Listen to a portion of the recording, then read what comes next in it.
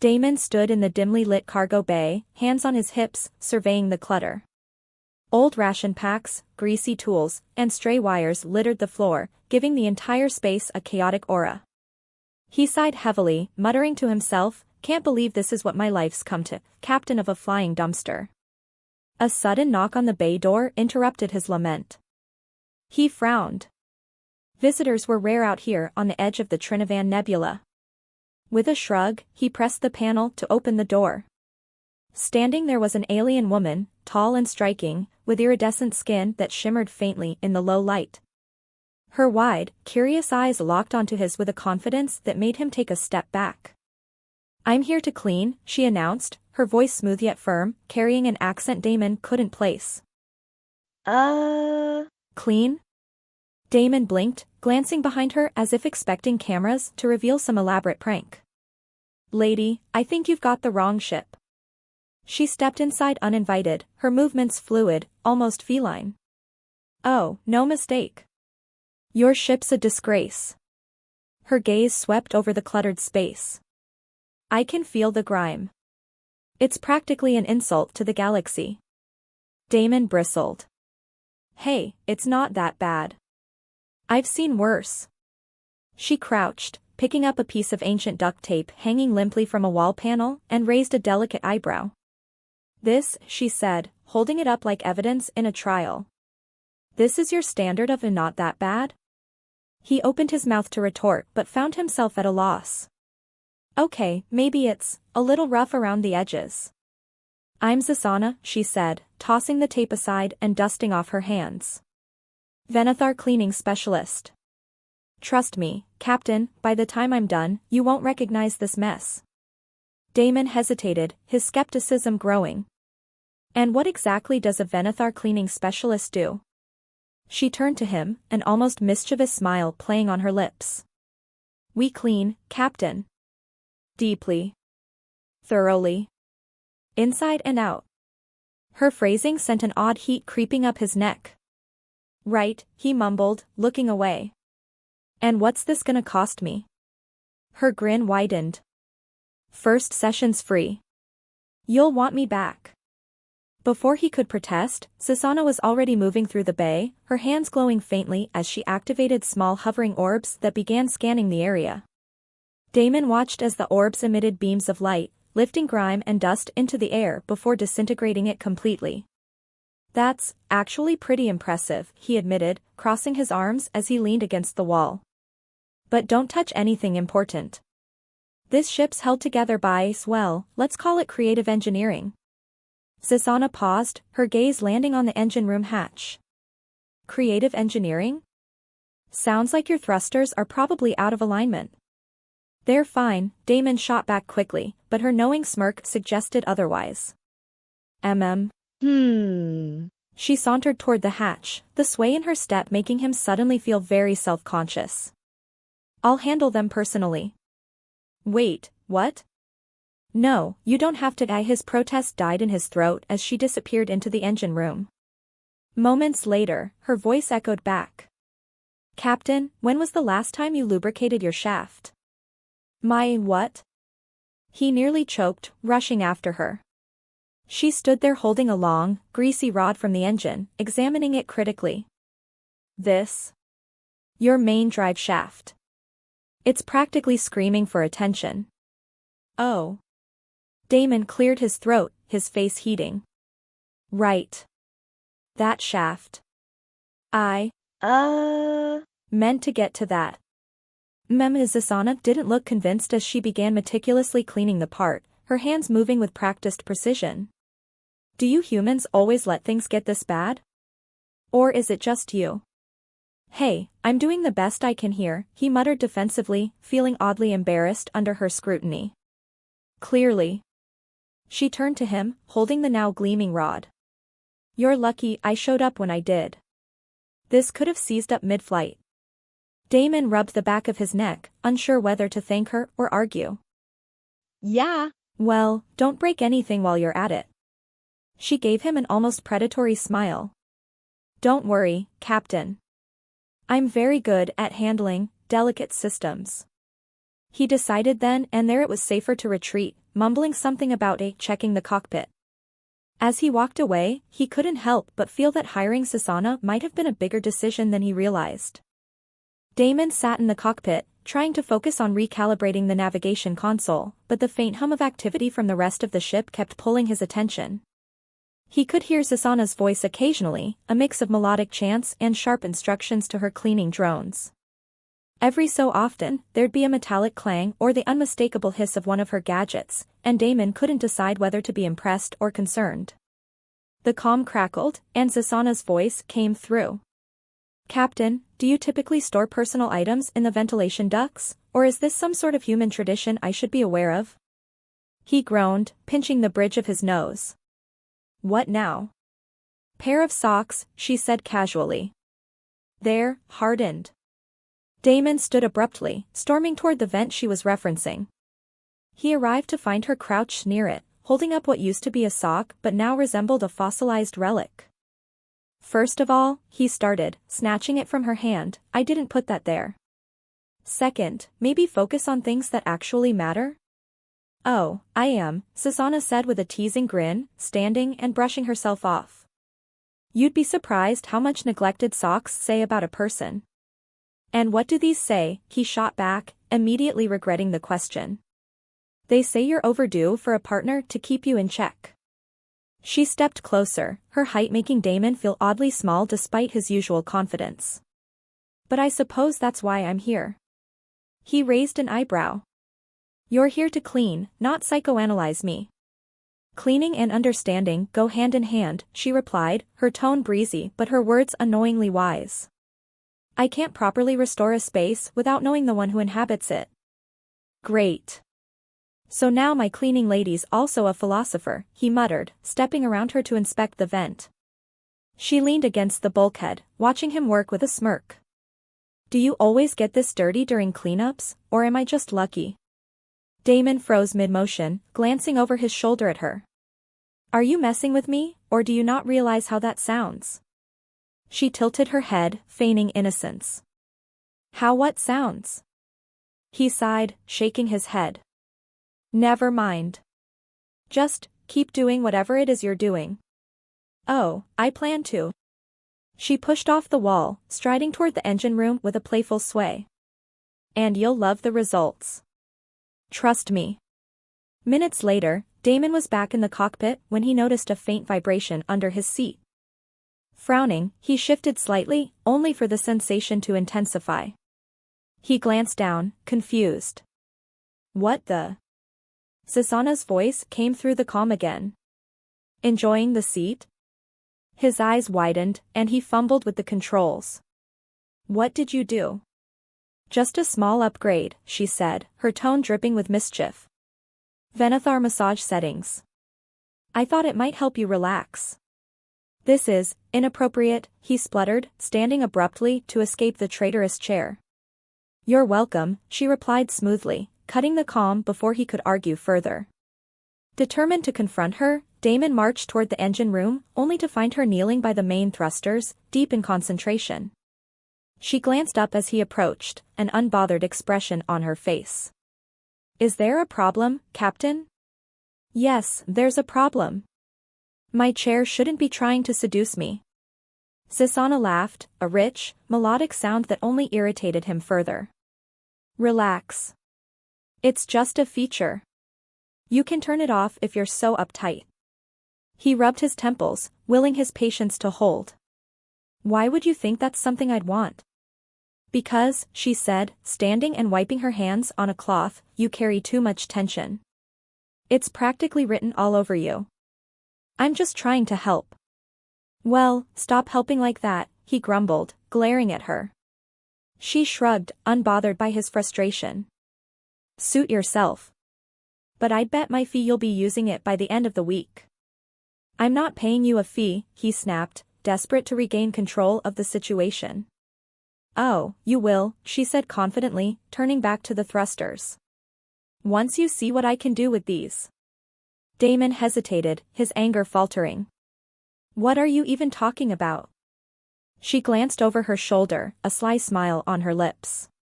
"Your thrusters, Captain." They've been neglected, but with a little care and attention, they'll be good as new. The way she said it made his ears burn, and he cursed silently. Just, fix them, he muttered, retreating once again.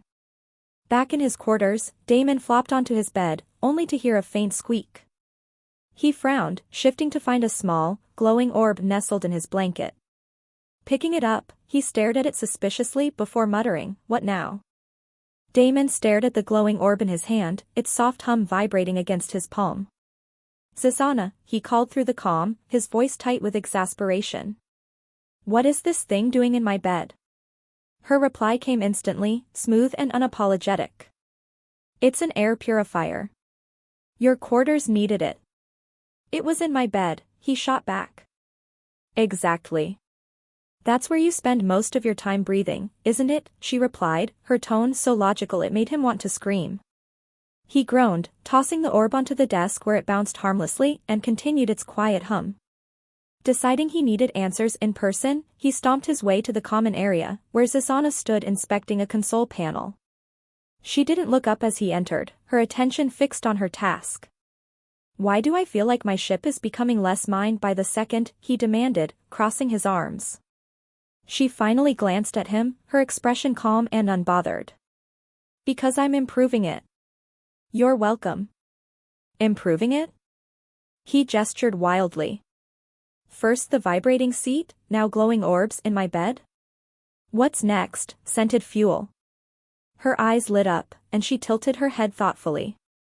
"That's not a bad idea. Citrus, maybe." "That wasn't a suggestion," he snapped, running a hand through his hair. "You can't just." His words cut off as a sharp hiss filled the air, followed by a burst of steam from a nearby vent. Susanna moved instantly, her tools in hand as she approached the source of the noise. "Looks like a coolant line's about to burst," she said, crouching to inspect the vent. "You really don't maintain this ship, do you?" "I was getting to it." Damon protested, though he knew it was a lie. She didn't even glance back at him, her focus entirely on the vent as she worked. "You're lucky I'm here, Captain. This kind of neglect could have cost you the whole ship." He folded his arms, leaning against the wall to watch her. "You always this dramatic when you're cleaning?" "It's not drama," she said without missing a beat. "It's reality. And reality says you're a mess." Damon rolled his eyes, but a small smile tugged at his lips despite himself. "You've got a real talent for insults, you know that?" "It's not an insult if it's true." She straightened, brushing her hands off and flashing him a smug smile. "Fixed." "You're welcome." Again.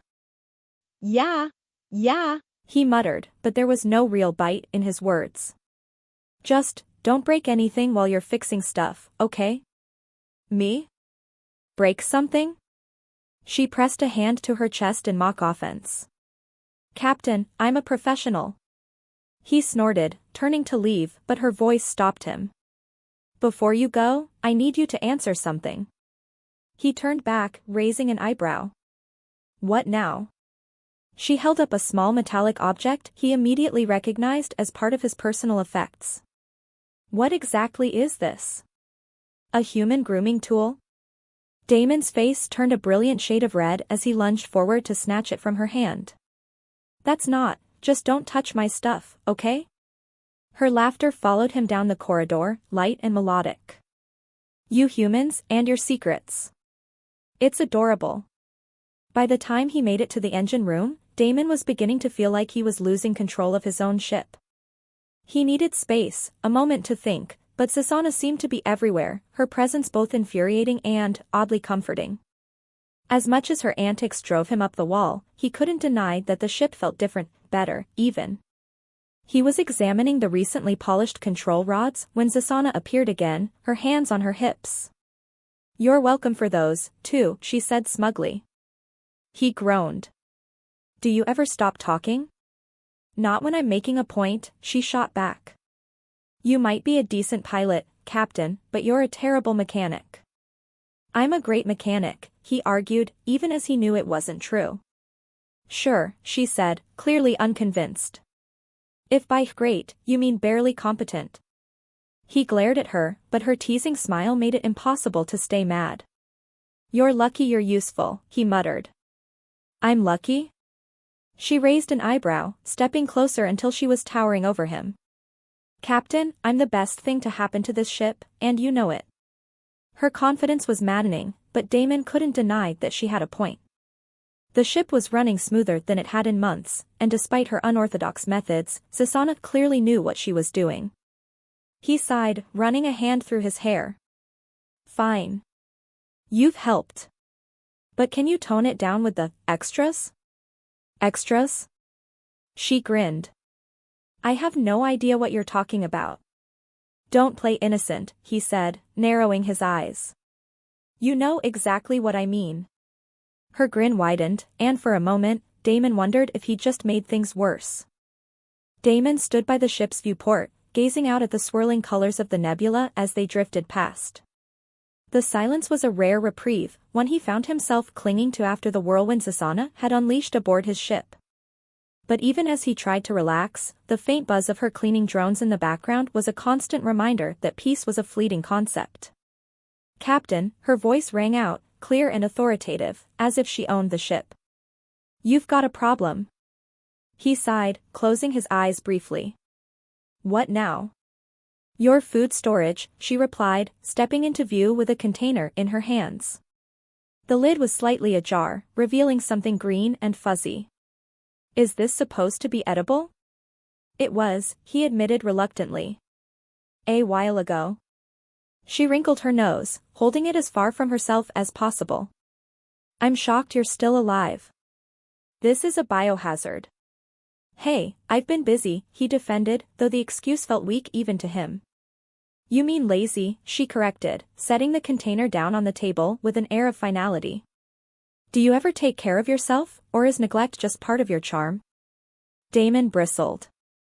I manage just fine, thanks. She gave him a pointed look, one that made him feel uncomfortably seen. Managing and thriving are two very different things, Captain. You're barely scraping by. I didn't ask for a lecture, he shot back, his tone sharper than intended. Good thing I'm giving you one anyway, she said, completely unfazed.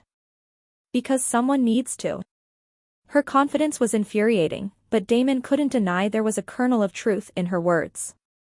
The ship, his routines, everything had fallen into disarray over the past few months. It wasn't something he liked admitting, especially not to an alien cleaner who'd barged into his life uninvited. He sighed, running a hand through his hair. Fine. What's your solution, oh wise Venathar?